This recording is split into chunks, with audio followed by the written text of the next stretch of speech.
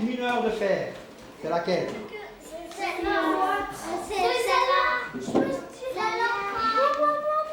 Retour cette semaine sur un projet d'école qui s'est déroulé au cours de la saison scolaire 2004-2005. C'est déjà loin, alors un petit effort. Nous sommes à l'école primaire du Petit Moulin dans la classe des CE2 de Pascal Régère. Rentrant dans le cadre d'un projet artistique et culturel sur le thème du patrimoine industriel, une vidéo retraçant l'un des objectifs de ce projet a été filmée et montée par RTV et sera prochainement diffusée au sein de l'école. Cette vidéo retrace la rencontre entre les élèves et Louis Weiss, ancien mineur à la mine de Moyeuvre. Pendant 1 heure, il a répondu aux nombreuses questions préparées par les élèves, des questions sur le travail du mineur, mais aussi sur sa vie en dehors de la mine, sa famille, ses loisirs ou ses vacances. Cette vidéo conclut un véritable travail sur la mémoire collective et sur notre passé industriel, cofinancé par l'inspection académique, par l'ADRAC et par la ville de Romba. Cette initiative fait partie des nombreux projets mis en place au cours de l'année par les différentes écoles de Romba. Des écoles qui s'ouvrent ainsi sur le monde extérieur en proposant des activités culturelles ou artistiques enrichissantes, innovantes et pédagogiques. Voici des morceaux choisis de cette interview. Quel travail faisiez-vous dans la mine ? Alors, au niveau du travail de la mine, moi, j'ai fait tous les métiers de la mine, car j'ai commencé à travailler à la mine à l'âge de 15 ans, jusqu'à 52 ans. Donc, j'ai fait tous les métiers. Est-ce que tous les mineurs faisaient la même tâche ? Tous les mineurs ne faisaient bien sûr pas la même tâche.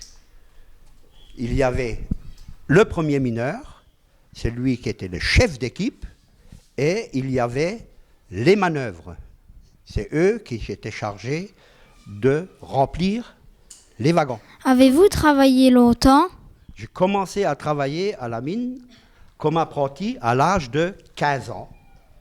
Et j'ai travaillé pendant 37 années. Combien de mineurs travaillaient dans la mine ? Est-ce qu'il y avait des enfants et des femmes ? Au début, il y avait beaucoup de personnes qui travaillaient à la mine. La mine de Moyeuvre, par exemple, il y avait 1500 ouvriers, rien qu'à la mine de Moyeuvre. Et sur l'ensemble du bassin, on est arrivé jusqu'à 35 000 mineurs, très nombreux. Alors, est-ce qu'il y avait des femmes et des enfants ? Bien sûr, dans les années 1820, les femmes et les enfants des mineurs descendaient au fond et étaient chargés de transporter le minerai du fond jusqu'au jour. Le travail des femmes et des enfants a été interdit en 1842. À partir de cette date, il n'y a plus eu d'enfants et de femmes au fond de la mine. Quel âge avait le plus vieux mineur ? Est-ce qu'il y avait des mineurs qui se perdaient dans les galeries ? Les mineurs, en principe, partaient à 55 ans à la retraite. Donc, il y avait des mineurs qui étaient plus âgés parce qu'ils n'avaient pas suffisamment d'années de service. Et en général, les personnes qui étaient âgées étaient occupées à des travaux annexes. Ils n'étaient pas à l'exploitation. Dans les années 1820, bien sûr, les enfants allaient au front, donc ils étaient très jeunes. Mais ils n'avaient pas le travail de mineurs. Ils transportaient le minerai. Plus tard, on pouvait descendre au fond de la mine à l'âge de 16 ans, mais comme apprenti. Donc, un vrai mineur, le mineur, il avait entre 18 et 20 ans, plus jeune. Est-ce qu'il y en a qui se sont perdus ? Il y en a qui se sont perdus, mais c'est arrivé très rarement. Pour que les mineurs ne se perdent pas, chacun avait son propre éclairage. Utilisiez-vous des explosifs ? Est-ce que c'était un travail dangereux ? Est-ce qu'il y avait parfois des effondrements ? Y avait-il des blessés ou parfois des morts ? Alors, le travail, bien sûr, tu t'en doutes, était difficile. Parce que déjà, on était sous terre. Le fait d'être sous terre, ce n'est pas un endroit habituel où on peut travailler. On travaillait pratiquement dans le noir, parce qu'on avait des éclairages individuels, donc difficile, pénible, oui, parce qu'au tout début, on chargeait le minerai à la main dans les wagonnets. Donc c'était très pénible. Dangereux, oui. Pourquoi? Parce que souvent, au début, souvent, il arrivait que le toit s'effondre. Et le toit, en s'effondrant, il risquait d'enterrer les mineurs. Au début, il y avait beaucoup d'accidents graves et mortels. Un chiffre, 40 décès dans le bassin par an. Ça devenait un fait divers. C'est le maximum. Par la suite, on a amélioré les conditions de sécurité et on était descendu à un de moyenne par an. Aimiez-vous votre travail? Est-ce que ce travail vous plaisait?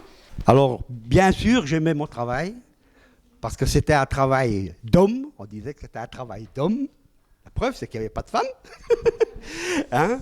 Donc, j'aimais mon travail et j'ai travaillé 37 ans. Donc, je l'ai aimé. Est-ce que les mineurs gagnaient beaucoup d'argent? Les mineurs étaient très bien payés. Beaucoup plus qu'un ouvrier de la sidérurgie. Est-ce que tout le monde avait le même salaire? Alors, non, tout le monde n'avait pas le même salaire.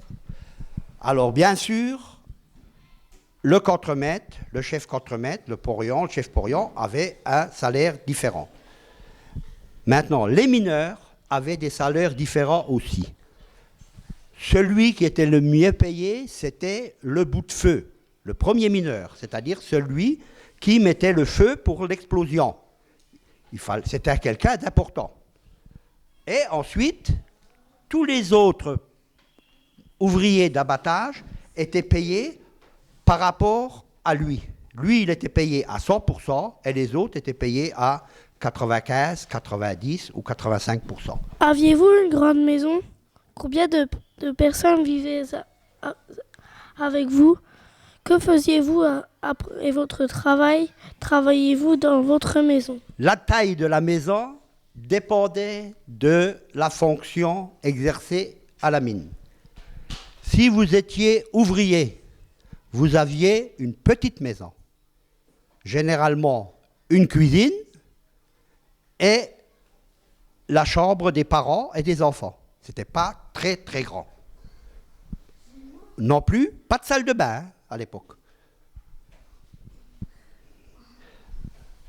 À côté de ça, il y avait un petit jardin et une écurie, parce que le mineur faisait de l'élevage. Il élevait des lapins, certains même des cochons.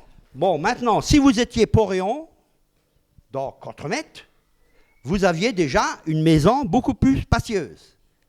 Généralement, avec une salle de bain, c'était le luxe. Si vous étiez ingénieur, votre maison était encore plus grande.